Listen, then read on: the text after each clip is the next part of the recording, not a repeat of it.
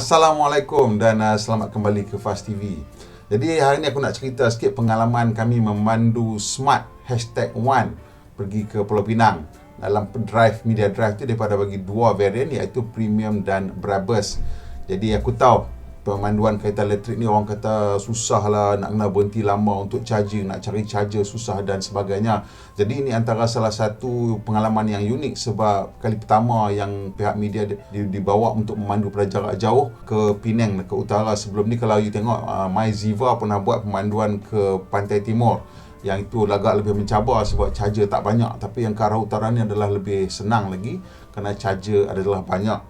Dan kali ni apa yang kita dapati ialah satu-satu benda yang agak unik yang saya sendiri alami, iaitu masalah mengecharge ni. Aku tahu it's still a problem. Memang charger tak banyak dan sebagainya. Even pemilik-pemilik kereta elektrik pun masih lagi mahukan lebih banyak charger yang berkuasa tinggi dan sebagainya.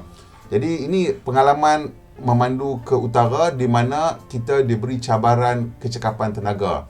So bukan saja kita kena pandu ke arah utara, bukan saja kita kena uruskan mengecharge di mana, kita dibagikan di tempat-tempat yang ada charger, tapi kita juga perlu mendapatkan kadar penggunaan tenaga yang paling rendah untuk memenangi hadiah lah. Hadiah tu tak kisah sangat, tapi biasalah geng media ni bila ada cabaran macam ni dia akan cubalah. Ada yang akan cuba, ada yang tak cuba. Jadi geng-geng yang Brabus tu mereka tak cubalah sebab daripada kereta laju mereka nak enjoy. Geng yang dapat kereta premium ni kebanyakannya semua cuba, dan kami dapat kereta premium. Dalam perjalanan pergi ke utara tu, saya mula-mula tu mengantuk, saya tidur dulu. Kawan saya Hanif daripada Karita bawa. Jadi saya pun bawa lepas tapah, di mana saya kata, apa kata kita cuba untuk menangkan Energy Efficiency Challenge ni. Dan mereka pun tahu saya ni kaki kereta elektrik, dan mereka pun tahu saya mungkin sanggup lah nak bawa kereta ni pada kadar kecekapan tenaga yang tinggi. Jadi bila daripada bagi steering kat saya tu, saya kata okey, strategi saya mudah saja. Saya suka adaptive cruise control. Jadi saya gunakan teknologi tersebut. Apa yang saya lakukan ialah kita tak mau melebihi kelajuan had laju. Sebab kalau dah melebihi had laju, selalunya memang kereta petrol ke, kereta apa ke, dia punya kadar penggunaan tenaga akan meningkat. Sebab pada kelajuan tinggi, aerodynamic drag is a very big factor dan dia akan increase exponentially dengan kelajuan. So kita akan gunakan tenaga dan bahan api yang banyak untuk mengatasi benda tu. So kita keep at a low speed. Cara yang paling mudah untuk maintain low speed adalah letak adaptive cruise control. Dan kita tak nak terlalu laju, kita tak nak terlalu perlahan. Jadi siapa yang saya lakukan, saya duduk kat lorong perlahan. Kita ikut kelajuan trafik di lorong perlahan. Dan of course this is not realistic for a lot of people mungkin. Tapi on average kita punya kelajuan antara 90 hingga 110. Itu kita punya kelajuan, range julat kelajuan yang kita gunakan semasa nak dalam perjalanan tu. Pasal dekat lorong perlahan pun kadang-kadang kereta sampai 110, kadang-kadang ada lori dia turun sampai 90 dan sebagainya. Saya punya strategi dalam pemanduan ni ialah nak pastikan bateri tu dia punya state of charge dah rendah. So daripada tapah ada tempat charger tapi kita tak berhenti untuk charge, obviously. Simpang pulai pun ada tapi kita tak berhenti juga untuk charge. Masuk Ipoh pun ada tapi kita tak berhenti juga untuk charge. Sampai dekat Ipoh tu mungkin kita dah lebih kurang dalam 40%. Ataupun 30 lebih, tak silap saya tak sampai 40-30 lebih persen. So sekarang ni kita nak kena naik bukit Menora, lepas tu lepas pada Menora dekat Bukit Gantang ada tempat charge. Jadi kawan-kawan yang lain tu ada yang dah berhenti dah lebih awal. Kerana bila you tak biasa dengan kereta elektrik, akan ada range anxiety di mana you takut bateri habis lah basically kan lah. Tapi saya dah ada pengalaman sikit, jadi saya boleh mula yakin dengan apa yang ditunjukkan oleh kereta. Kalau kereta kata range kita macam tu, kita boleh percayalah. Dan kita ada cara lah untuk kita perhatikan dia punya range tu, macam kadar penggunaan tenaga dan sebagainya.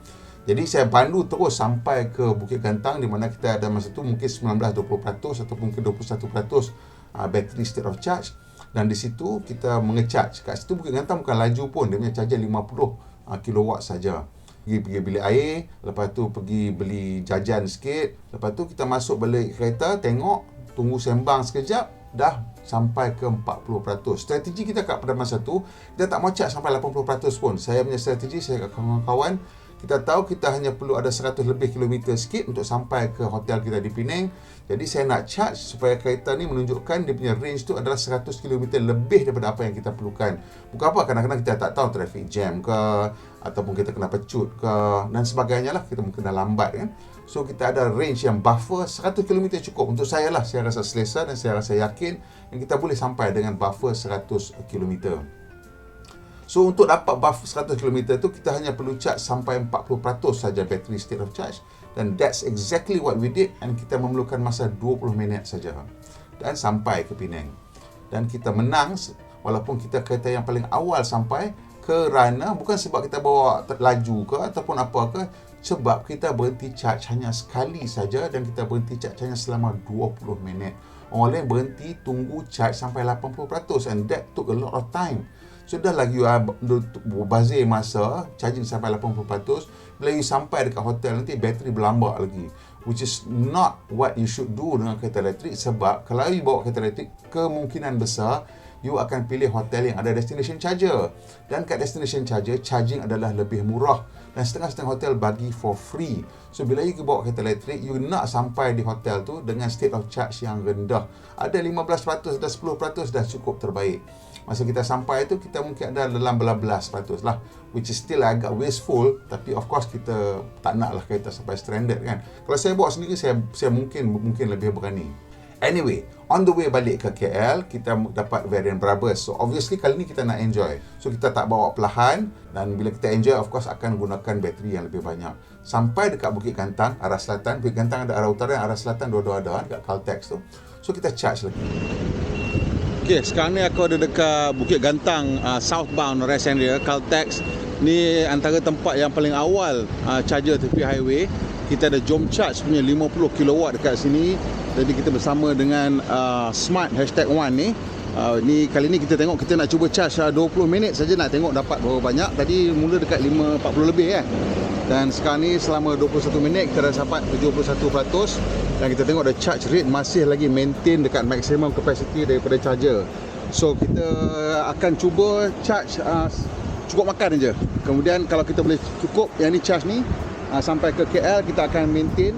Kalau tidak, kita akan berhenti mungkin di Ulu Bernam untuk top up lagi sekali. Kat situ pun kita ambil keputusan tak nak charge lama sangat. Sampai Bukit Gantang saya ada mungkin dah 50% macam itulah. So kita duduk situ, kita duduk sekejap dan kita charge sampai 70%. Sampai je 70%, kesal dengan 70%, kita ada enough buffer untuk charge at the next station yang kita nak charge, iaitu dekat Berang arah selatan.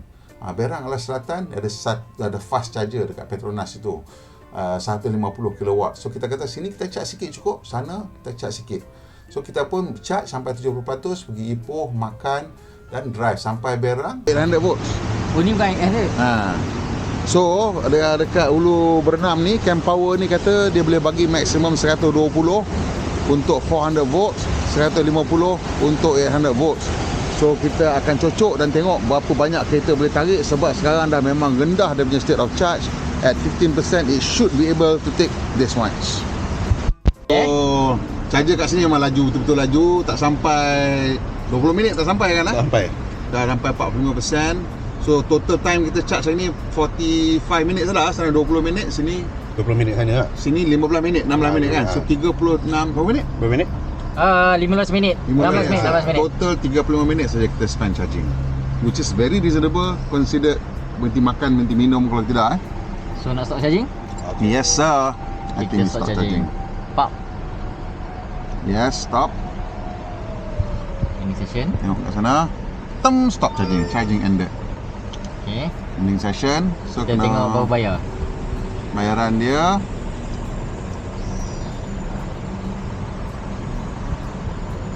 Ke kena keluarkan? Keluarkan dua. Keluarkan Okay.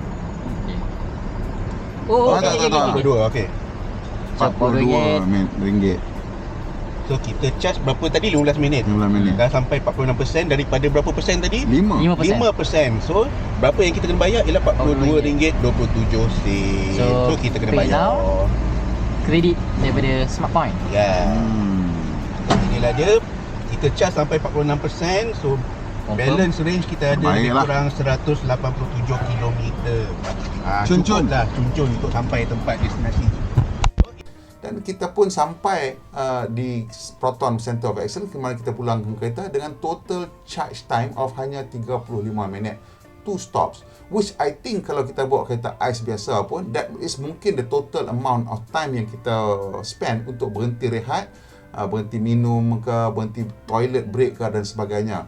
So ini membuktikan bahawa Dalam keadaan sekarang, dengan infrastruktur yang orang kata tak cukup pun, kita boleh memandu kereta elektrik tanpa membazir masa mengecharge. Cuma kita ada memerlukan sedikit perancangan, which of course kalau you bawa kereta biasa, ICE cars, it's a no-brainer. You tak payah merancang. You nak berhentilah setiap hentian rehat yang ada petrol station, you boleh berhenti dan charge kereta, isi minyak kereta you.